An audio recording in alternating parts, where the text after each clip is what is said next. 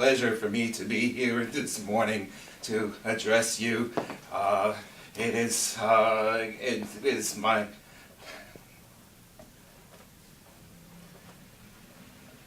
it is with it. It is so much a pleasure for me to be here. I am the one who you've been hearing about, who now resides in the gifts of the Spirit. It is me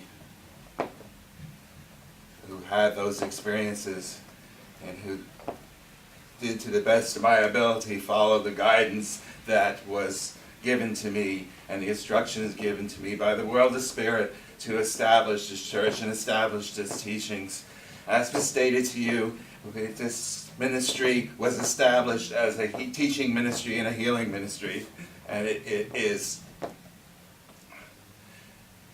so humbling to have my work continue after my transition. I want to state to you clearly that I am continuing my mission of teaching the gifts of the Spirit. Only now my students are in the spirit world as opposed to the physical world. The grand advantage to that is the fact that the people who come to me with an open mind. So many of the students that I had in the physical world had come to me from with backgrounds of unorganized religion, which clouded their mind, and they had a hard time to abandon their old teachings to accept mine. Although what I used to teach was that what I was teaching was an accessory to what they had learned, although sometimes it was in direct opposition to what they had learned, and that would cause certain conflicts for people to abandon things that they had held so dear as in childhood and to leave them and to practice something that was different.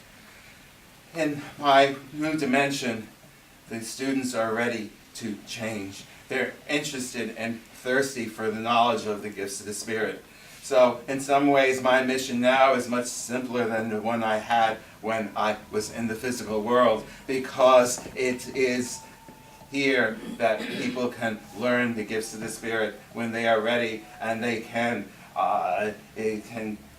be more open to it, and they can actually see these principles in action as they learn to step back and visit with those in your dimension. You need to understand that each and every one of you have spirit people visiting to you all the time. You are going about your daily lives, and I should clear this up and say that this does not make you special, because everyone on this planet has spirit people visiting them. But the way you have been taught, so many people do not open themselves up to the world of spirit. They do not open themselves up to our vibrations and our thoughts and our inspirations. Or if they do become inspired by an idea, they think it's their own imagination and not coming from the world of spirit. Well, I used to teach when I was in your dimension that all inventions, all new ideas are generated in the world of spirit first. And there is some person who finds a physical vehicle, finds a person and inspires that idea into that person, and that person invents it or creates it or starts teaching it or whatever the case may be. But all new things are invented in the world of spirit first. It's where universal thought is.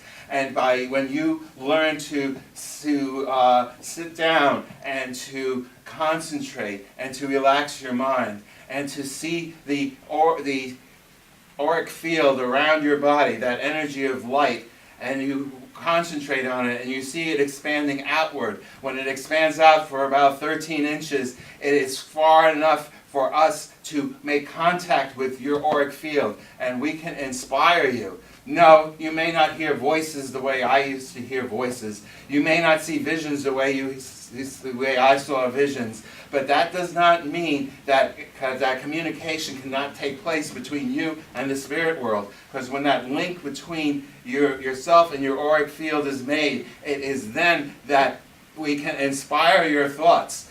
You may not realize it's spirit talking to you, but you get this idea and you can start to manifest it into your life. And that is the way so many inventors and so many discoveries were made, because people have the natural ability to touch into what we call the river of thought, or cosmic consciousness, and pull in these ideas. This is all available to you.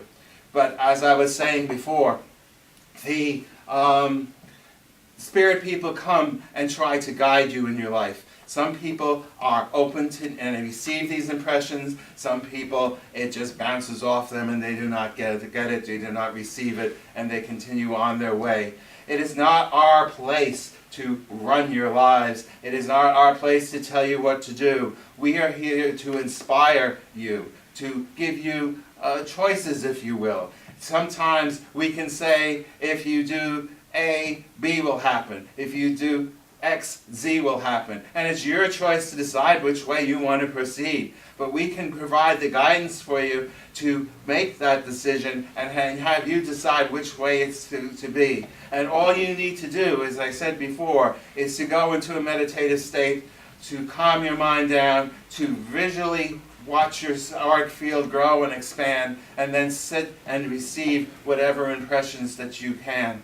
Surround yourself with white light for protection. Know that when you do that and send out the thought that only people from the higher dimensions of life can contact you, you will be protected, and you will be talking to people of like minds of yourself, and you can be in contact with this world of spirit.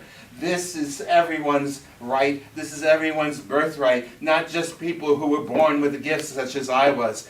It's not exclusive like that. It is, everyone is out there. But the important thing, as the great master taught in the Bible, ask and you shall receive. We cannot throw things down on you and make you do things. But if you have a desire and you ask us for guidance and ask us for help, we will be there and we will respond. And we will help you as much as we possibly can. We will inspire you. We will try to guide you in ways that it's what we feel is beneficial for you. But it's always up to you to decide whether or not to accept this guidance and whether or not to follow through. We cannot force you, because there is free will and you can do what you wish to do. But the guidance is there for you. It is a great pleasure for me. It is a great honor for me to be able to address this group of people. I am pleased that you are coming to more spiritual understandings. I am pleased that you are learning about the gifts of the Spirit. For as the instrument said to you, that was my passion in life because of my experience. It molded my life completely, and it is still molding my life in the world of spirit.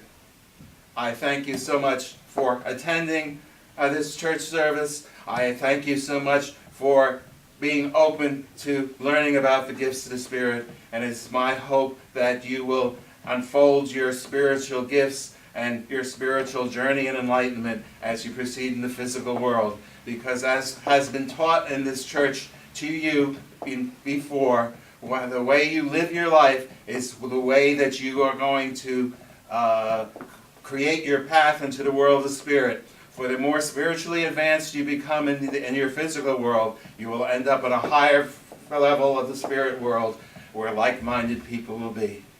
And I leave you with these thoughts and with my blessings and with my appreciation for your journey and for your happiness. So be it.